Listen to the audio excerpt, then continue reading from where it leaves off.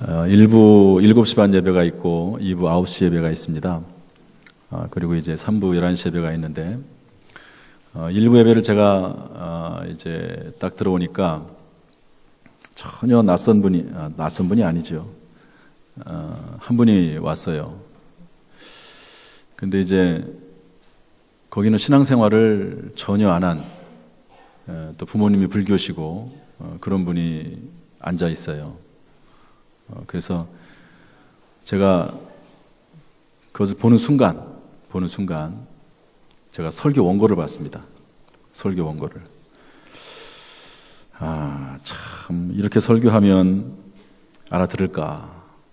교회 처음 나오는 분, 그런 분들은 설교 용어 자체를 잘 모르거든요. 또 기도도 마찬가지입니다. 우리는 그냥 편하게 기도하지만 교회 처음 나오시는 분들은 용어 자체가 어려워요. 용어 자체가. 말을 못 알아듣습니다. 외계어를 하는 것 같아요. 우리 이제 저희 딸이 둘이 있는데 카톡으로 이제 문자를 막 주고받잖아요. 그럼 제가 그걸 봐요. 그럼 도대체 무슨 말인지 모르겠어요. 그러니까 한국말인데 분명히 말은 한국말인데 의미를 몰라요. 그럼 이제 물어봐야 됩니다. 물어봐야 돼. 따라서 예배도 마찬가지입니다. 제가 3부 예배를 열린 예배로 열었습니다. 열린 예배로. 이제 이쪽으로 이제 예배당을 옮기면서 열린 예배를 열고 1, 2부는 그냥 전통 예배로 드리고 3부는 열린 예배로 열었는데 요즘 3부 예배가 열린 예배가 아닌 것 같아요. 그래가지고 제가 좀 아주 다시 원래 정신으로 좀 돌아와야 되겠다. 그런 마음을. 저 설교도 마찬가지입니다. 설교도 쉬운 언어, 그냥 교회 처음 나온 사람도 충분히 들을 수 있는 언어로 그런 언어를 써야 되고 또 뭐 모든 게 다 마찬가지거든요. 찬양도 마찬가지입니다. 찬양도 기존에 있는 성도들을 물론 대상으로 우리가 함께 찬양하지만 그렇게 찬양하라고 열린 예배를 연 게 아니거든요.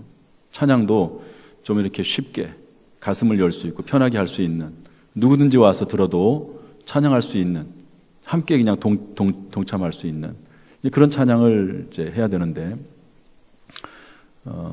이제 프로가 하면 좀 되겠지만 전부 다 이제 아마추어들이니까 뭐 쉽지는 않습니다.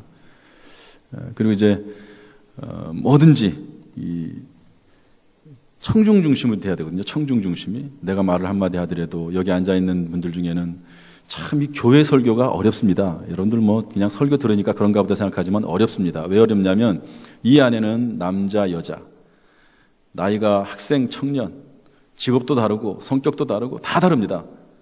대학에서 강의를 할 때는 거의 수준이 비슷한 그런 아이들만 딱 데려놓고 그냥 강연을 하면 되는 거니까 쉬워요. 그러나 설교는 그렇지 않습니다. 다 들을 수 있도록 해야 되는데 그게 어디 쉽나요? 똑같은 설교를 했는데 어떤 사람들은 은혜 받았다고 막 인사하는 사람이 있어요. 어떤 사람은 시험 들었다고 삐져가지고 인사도 그냥 갑니다. 그게 설교입니다. 그게. 그래서 그렇지만 어쨌든 이 설교라고 하는 게 청중 중심이 돼야 되거든요. 청중.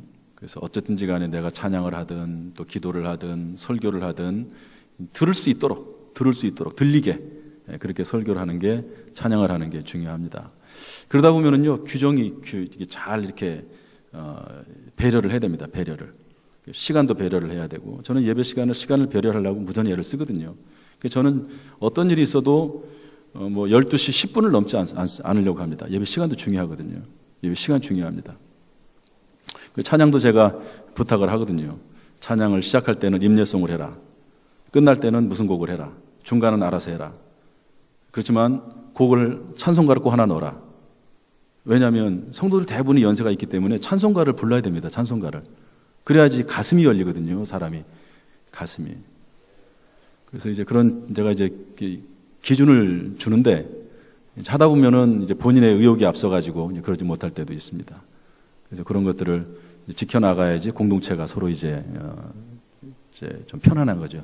그래, 공동체가 편안한 겁니다. 아무튼 제가 오늘 그 1부 때도 정말 초신자가 한 명 왔고 2부 때도 한 명이 등록을 했는데 또 정말 초신자가 온 거예요. 그래서 제가 설교를 하면서 원고를 집어쳤습니다. 원고를 보지 않고 했어요. 원고를 거의 안 보고 했습니다. 왜? 귀에 들리고 있는지, 이게 중요하잖아요, 이게. 제가 설교하는 것도 중요하지만, 과연 그 새신자가 들을 수 있을까? 이게 내 설교가 들릴까? 이게 저는 더 중요하게 느껴지는 거예요. 끝나고 나서 이제 반응을 좀 들었더니, 끝나고 나서 전도한 사람에게 그렇게 얘기를 했대요. 아, 참 너무 좋다고. 그렇게 이제 나오면서 곧바로 이제 전도한 사람에게 얘기를 했다 그러더라고요. 그러면서 내가 물어봤어요. 그런 말을 하길래. 뭐가 좋았냐고. 그랬더니, 들려서. 졸리지 않아서. 들리니까 졸리지 않는 거죠. 근데 이제 초신자 때는 이제 귀를 쫑긋 세우고 잘 들어요. 조금 지나고 나면 안 듣습니다. 다 안다고 생각하니까. 교만해진 거예요, 벌써. 교만해진 거예요. 다 똑같은 얘기야. 그러고 안 들어요, 잘. 처음부터 아예 들을 생각이 없어요. 그래도 예배 나오는 것만 해도 감사하죠. 그래서 우리가 성경에 보면 로마서 15장에 보면 믿음이 강한 사람 얘기 나옵니다.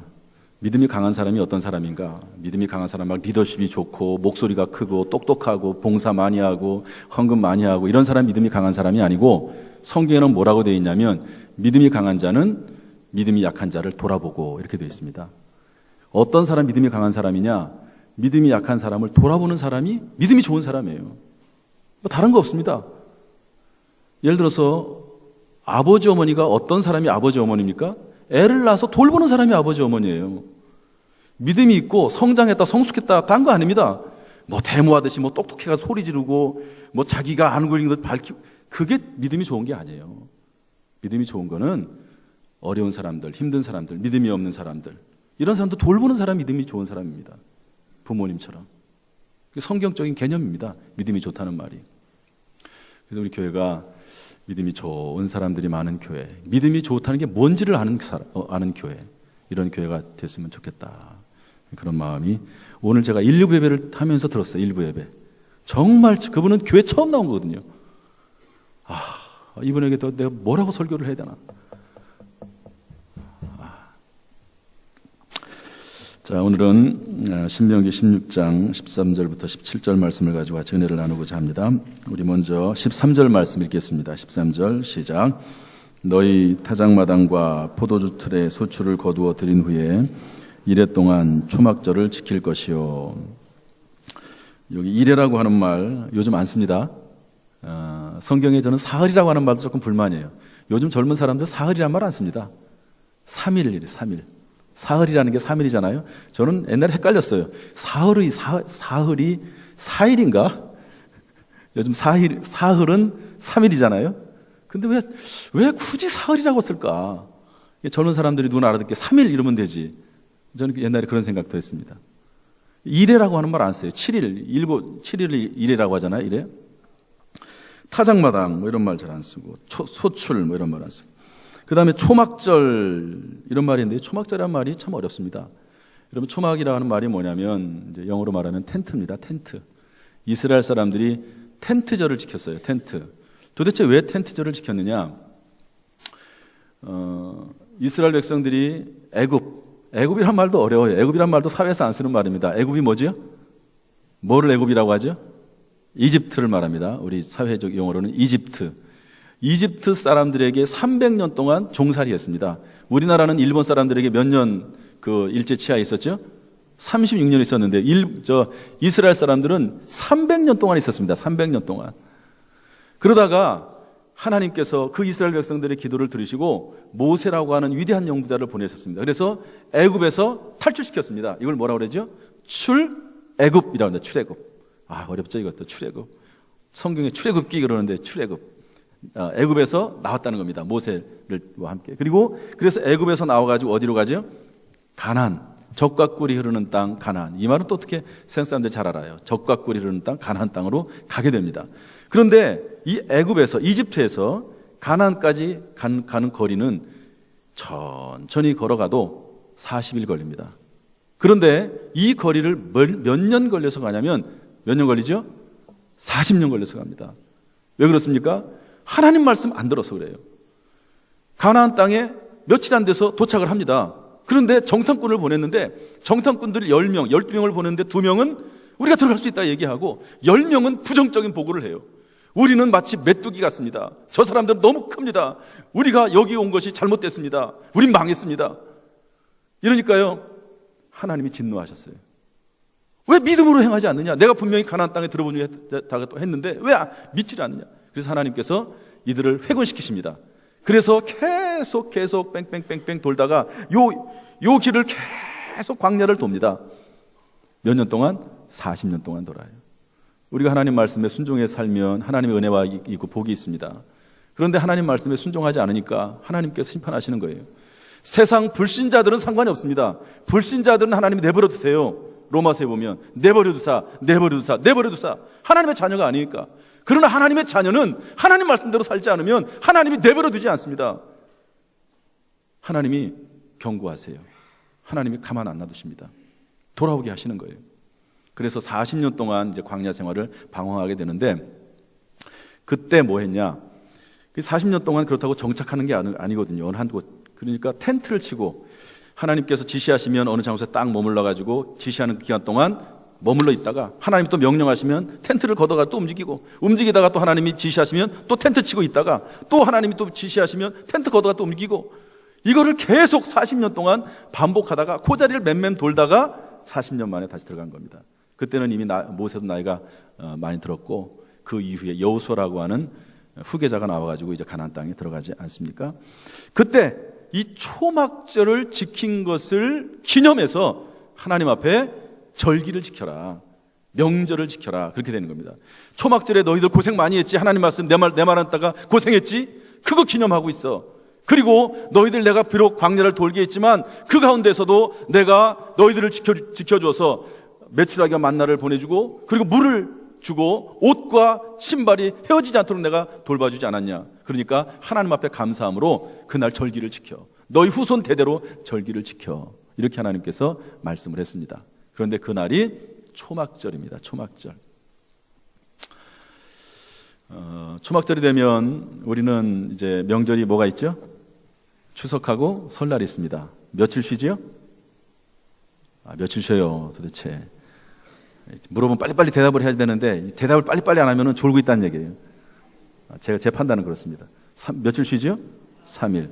근데 유대인들은 명절을 지키면 7일 동안 쉽니다. 우리도 정부에 좀 건의 좀 해야 돼요.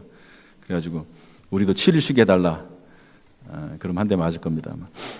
저는 그렇고, 그 7일 동안 이제 쉬면서 전국에 있는 모든 사람, 우리는 다 뿔뿔이 흩어지잖아요. 이스라엘 사람들은 다 모입니다. 예루살렘 성전 있는 곳으로 모여서 하나님 앞에 예배드립니다. 예배드려요. 이스라엘 사람들. 성경에 그렇게 되는 거죠. 초막절을 지키라고 명령을 하나님께서 하십니다. 그런데 이 초막절이 언제냐면, 아까 우리 13절 읽었지만 너희 타작마당과 포도주 틀에 소출을 거두어 드린 후에, 이렇게 되어 있습니다. 이 말은 뭐죠? 이게 시기적으로, 의미적으로는 초막절인데 시기적으로는 추수할 때입니다.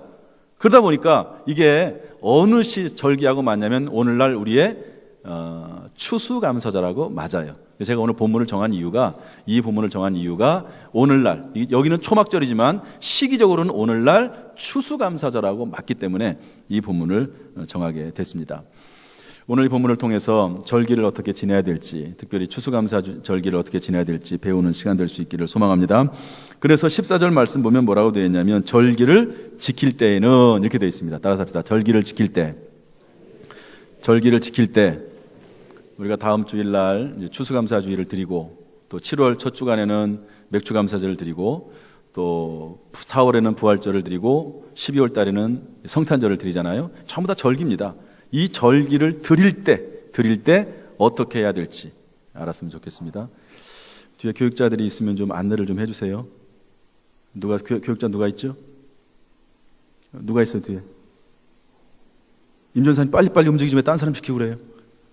저 안내를 좀 해주세요. 다시 한번 따라서 합시다. 절기를 지킬 때, 다시 한번 절기를 지킬 때, 절기를 지킬 때 어떻게 해야 되는지, 이런 것들을 본문을 통해서 알아보겠습니다. 우리 14절 말씀 한번 읽어보겠습니다. 14절 시작. 절기를 지킬 때에는 너와 내 자녀와 노비와 내 성중에 거주하는 레위인과 객과 고아와 과부가 함께 즐거워하되. 절기를 지킬 때 이 말 속에 들어있는 우선적인 의미는 뭐냐면 절기를 지키라는 거예요. 따라서 합시다. 절기를 지키라. 절기를 지키라는 겁니다. 물론 이제 구약의 그 절기의 명칭과 신약의 명칭은 다르지만 하나님의 마음은 절기를 지키라는 거예요. 여러분, 우리 보통 이제 명절이 되면 온 가족들이 다 모이잖아요. 요즘 뭐 절기를 안 지키고 뭐 대충 하고 뭐 여행도 가고 그렇긴 하지만 성경적인 의미를 본다고 하면 절기를 지켜야 되는 거예요. 저희는 6남매인데요. 이번 추석 때 6남매가 다 모였습니다. 애들까지 함께. 이제 하나이가 터키에 가 있기 때문에 3년 동안 이제 국가 장학생으로 해서 가 있기 때문에 그게 빼고 다 이렇게 모여 있거든요. 모여서 절기 때 해야 될 일들이 있는 겁니다. 절기 때 해야 될 일들이. 그런 일들을 하라는 거예요. 절기를 지키라는 거예요. 그래서 우리가 추수감사절이 있을 때 또 여러 절기들이 있을 때 하나님의 명령으로 알고 또 의미가 있음을 알고 지켜야 되는 줄로 믿습니다. 그런데 여기 뭐라고 되어 있습니까? 함께 즐거워하되. 따라서 합시다. 함께 즐거워하되. 누구랑 즐거워하느냐? 너와 내 자녀와. 그 다음에 노비는 종입니다.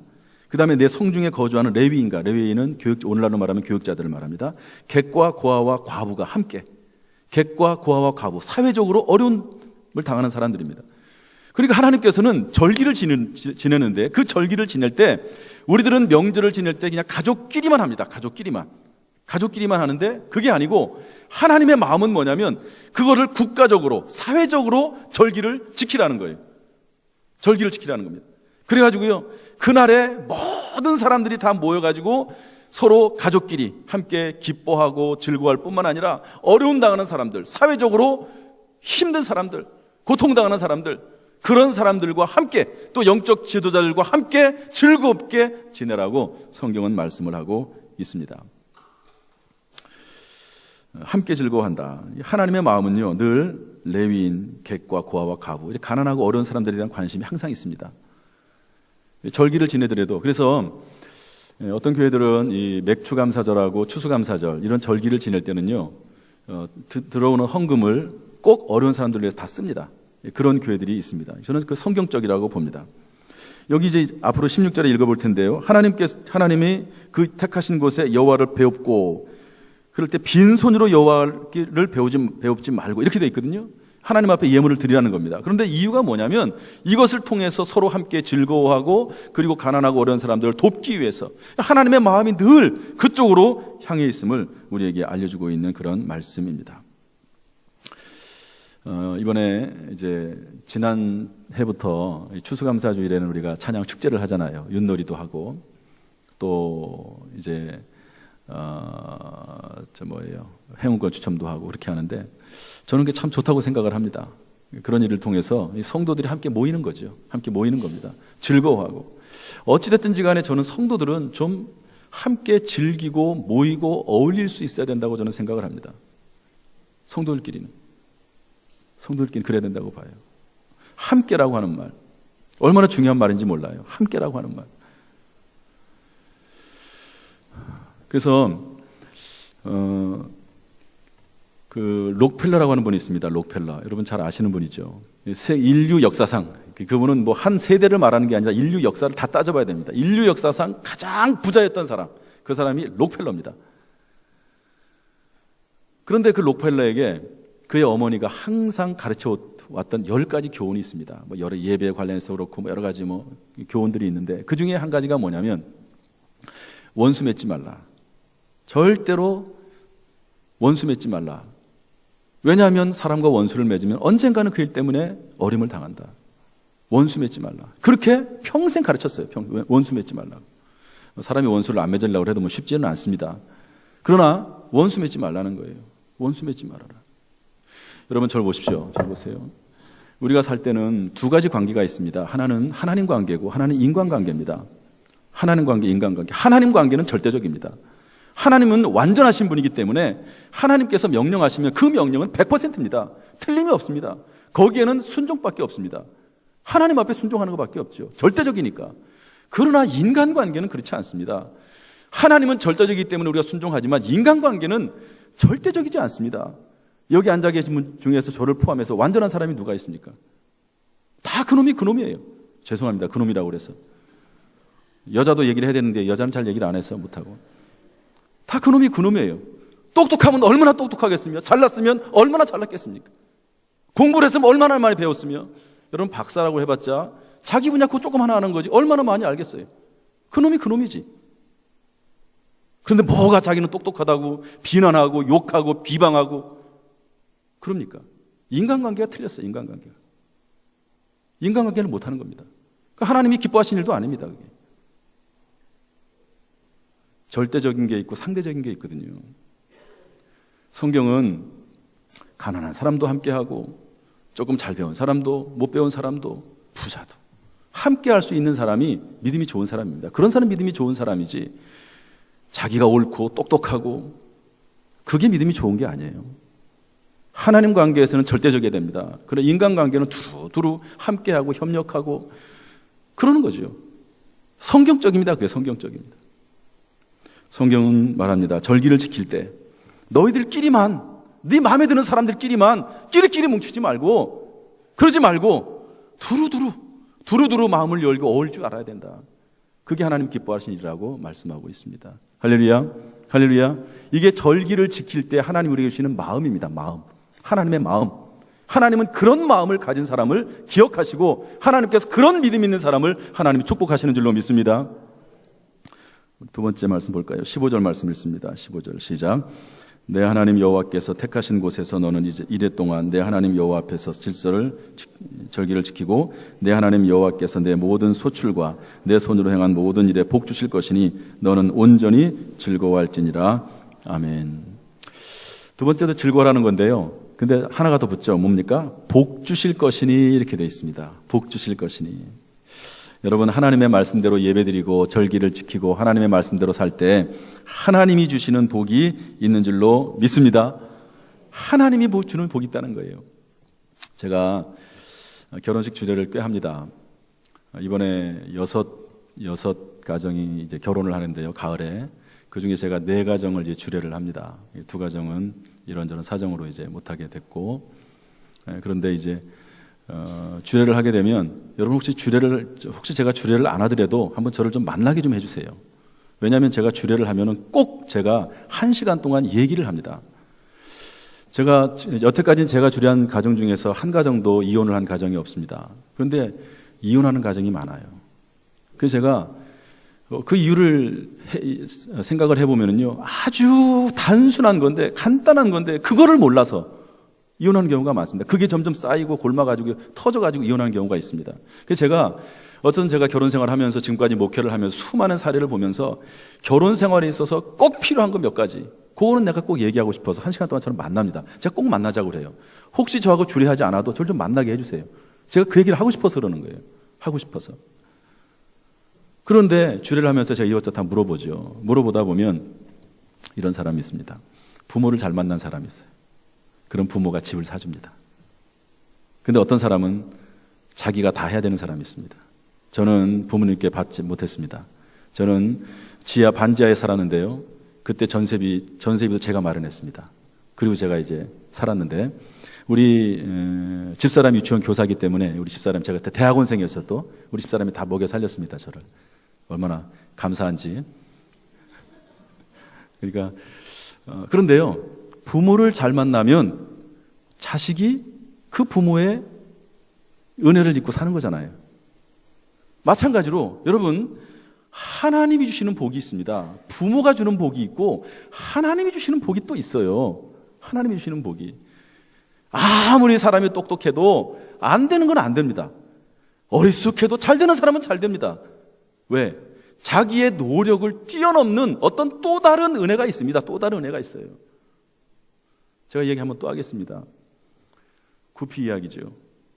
물고기에게 밥을 줍니다. 그러면 그 밥을 얻어먹기 위해서 열심히 노력해야 돼요. 물고기들이 밥을 얻어먹기 위해서 노력해야 됩니다. 그래야지 먹고 삽니다. 그러나 아무리 노력을 해도 위에서 주인이 주지 않으면 굶어 죽습니다. 여행 갔다 오면 한두 마리 죽어 있습니다. 한 일주일 정도 다녀오면. 왜 죽는지 아십니까? 먹을 게 없으니까. 자기들끼리 뜯어 먹습니다. 뜯어 먹어요. 구피들이. 사람들은 내가 노력하면 잘 먹고 잘 살겠지. 내가 노력한 그걸 얻겠지. 천만의 말씀 그렇지 않습니다. 노력한 대로 얻지도 못할 뿐만 아니라 얻는 사람도 있긴 하지만 그러나 위에서 주셔야지만이 누릴 수 있는 거지. 위에서 주셔야지만. 그러므로 여기 보면 뭐라고 되어 있습니까? 내 손으로 행한 모든 일에 복 주실 것이니 너는 온전히 즐거워할지라. 여러분, 복 주실 것을 즐거워함으로 추수감사주의를 드릴 수 있기를 주님의 이름으로 축복합니다. 마지막 세 번째로 16절 17절 읽겠습니다. 시작. 너의 가운데 모든 남자는 1년에 3번 곧 무교절과 77절과 초막절에 내 하나님 여호와께서 택하신 곳에서 여호와를 배웁되 빈손으로 여호와를 배웁지 말고 각 사람이 내 하나님 여호와께서 주신 복을 따라 그 힘대로 드릴지니라. 하나님 앞에 나올 때 뭐 예배도 마찬가지고 또 그리고 절기도 마찬가지고 빈손으로 나오지 말라는 거예요. 따라서 합시다. 빈손으로 나오지 말라. 저는 그래서 새벽 기도는 안 그러지만 제가 드리는 거의 모든 예배에는 제가 많든 적든 하나님 앞에 예물을 드리려고 그렇게 합니다. 저는 부흥회 때 어느 순간 제가 이 말씀을 제가 깨닫고 부흥회는 100% 매일 드립니다. 액수가 많지는 않아요. 특별 새벽 기도 100% 드립니다. 주일날 감사한 건 100% 드립니다. 저는 그냥 그렇게 하고 싶어서 제가 여러분들에게 이렇게 하라는 말이 아닙니다. 사람 믿음이 있는 거거든요. 믿음이. 아무리 똑같은 말을 해도 믿음으로 받아들일 수가 있고 믿음으로 안 받아들이고 억지로 하면 의미가 없어요. 저는 이렇게 믿음으로 받아들였습니다. 계속 저는. 하나님이 나에게 복을 주시고 안 주고 상관없습니다. 복을 주신다고 그랬지만 상관없어요. 하나님이 기뻐하시니까 기뻐하시는 대로 하는 거예요. 그것밖에 없습니다. 그런데 여기 보니까 뭐라고 되어 있냐면 각 사람이 내 하나님 여호와께 주신 복을 따라 그 힘대로 드릴지니라 이렇게 되어 있습니다. 힘대로. 여러분 성경을 절 보세요. 성경을 읽다 보면 참 재밌습니다. 하나님은요 나쁜 하나님이 아닙니다. 하나님은 사람의 형편을 잘 아세요. 그래서 하나님 앞에 예물을 드릴 때 제물을 드릴 때 하나님께서는 규정을 주셨습니다. 부자는 소 한 마리 드리게 되어 있습니다. 중간 정도의 사람은 양 한 마리 드리게 되어 있습니다. 가난한 사람은 비둘기 드리게 되어 있습니다. 아니면 곡물 드리게 되어 있습니다. 하나님이요 알아서 하나님 다 그런 규정을 주셨어요. 여러분 소 한 마리 보통 요즘 얼마 정도 하죠? 1부 때 물어보니까 1,000만 원 한다고 하더라고요. 2부 때 갔더니 좀 깎였어요. 700만 원 고세 1부 2부 사이에 줄어들었습니다. 부자들에게는요 하나님 앞에 소 한 마리 드리는 거예요. 소 한 마리 드려라. 가난한 사람에게는 양 한 마리 드려라. 가난한 사람에게는 비둘기 한 마리 드려라. 비둘기 산비둘기 잡아다가 그냥 드릴 수도 있잖아요. 노력만 하면 돼. 노력만 하면 곡식 있는 거 드려요. 하나님이 다 그렇게 배려하시고 알아서 하시는 거지 하나님은요 억지로 하지 않습니다. 그런데 이런 건 있어요. 내가 부자인데 양보다는 더 많은 걸 드렸을 수 있을지 몰라요. 혹시 양의 정도 했을 때 비둘기 드린 사람보다는 많죠. 그런데 사실은 하나님 기뻐하지 않으세요. 왜? 부자는 부자로서 드려야 될 게 있거든요. 그래서 하나님이 하나님이 주신 복을 따라 그 힘대로 드릴지니라 이렇게 말씀하고 있습니다. 이번 절기를 맞이해서 하나님 앞에 각자 힘대로 믿음으로 자원함으로 드릴 수 있는 그런 귀한 은혜의 시간 될 수 있기를 주님의 이름으로 축복합니다. 이제 좀 말씀을 정리하겠습니다. 제가 이번에 목요일 날 어딜 다녀왔냐면 세계 성막 복음센터라고 하는 걸 다녀왔습니다. 당진 기독교연합회에서 목회자들 주로 가는 오산에 있는데 거길 다녀왔습니다. 거기는 뭐가 있냐면 성막이 있습니다. 성막. 모세가 아까 제가 말씀드렸죠. 출애굽해서 광야 40년 동안 있으면서 성막을 졌거든요. 근데 그 성막을 졌는데 전 세계에 그 성막이 딱 3개가 있습니다. 미국이 하나가 있고 우리나라 있고 또 어느 나라가 하나가 있는데 3개가 있는데 우리나라에서 만든 성막이 제일 그 성막과 가까워요.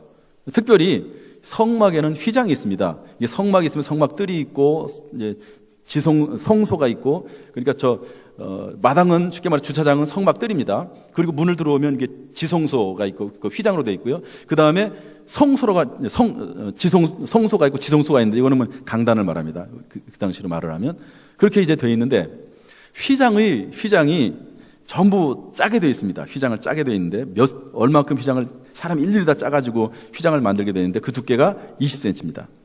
20cm. 20cm 이게 별거 아닌 것 같지요.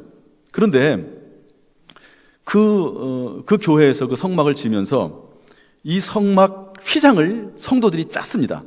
20cm를 못 짜고 3cm를 짰어요. 3cm를. 근데 그 3cm를 짜는데 얼마 시간이 걸렸냐면 30명이 주일 빼고 매일 월요일부터 토요일까지 아침 9시에 와가지고 저녁 먹을 때까지 그것을 짰는데 얼마를 짰냐면 30명이 그렇게 3년을 짰습니다. 그렇게 짜야지만이 되는 게 이 3cm. 성소, 지성소, 천장에 있는 그 휘장을 짜는데 그렇습니다. 그런데 생각해 보십시오. 20cm를 자르면 20cm가 무게가 얼마나 되냐면요, 14톤이 됩니다. 그거를 성막을 만들었는데 그 성막을 만드는 기간이 얼마였냐면 이 출애굽할 때 그 광야에서 11개월 걸린 거예요. 그러니까 많은 사람들이 동원이 된 거죠. 그래서 그 성막을 그렇게 만든 겁니다. 그런데 예수님이 십자가에 달려 돌아가실 때 지성소에 있는 성막이 갈라져서 둘로 나뉘게 된 거죠. 거기서 이제 쭉 제가 이제 성막을 이제 두 번째 간 거거든요. 제가 이제 나중에 이제 11월 19일 날 부역장 강사들 이렇게 모시고 좀 가려고 그래요. 참 배우는 게 많더라고요. 그런데 이제 거기서 이제 뭘 하냐면 양이 있습니다. 그러면 양을 이제 하나님 앞에 드리면서, 물론 소는, 부자들은 소를 드리겠죠. 양을 드리면서, 근데 양이 대표적입니다. 부자들은 그렇게 많지 않잖아요. 양의 머리에 손을 얹고 자기의 모든 죄를 여기다 다 쏟아붓습니다. 죄를. 그리고 그 양을 칼을 들고 목을 찌릅니다. 그럼 피가 튀어요. 핏부림을 받는 거죠. 그리고 그것을 딴 데로 가지고 가가지고 껍질을 다 벗기고 살을 다 발라내고 뼈를 골라내고 그리고 내장을 벗기고 똥을 빼내고 그리고 피와 함께 그것을 제사장으로 가져가요. 그러면 제사장은 다른 거 아무것도 안 합니다. 고기 잡는 거 안 합니다. 제사장은 그걸 받아가지고 피를 뿌려요. 제단에 뿌려요. 그리고 그 위에다가 그 고기들을 올려놓고 불에 태워서 하나님 앞에 올리게 되어 있습니다. 이거의 제사거든요. 속죄 제사라고 따라합시다. 속죄 제사.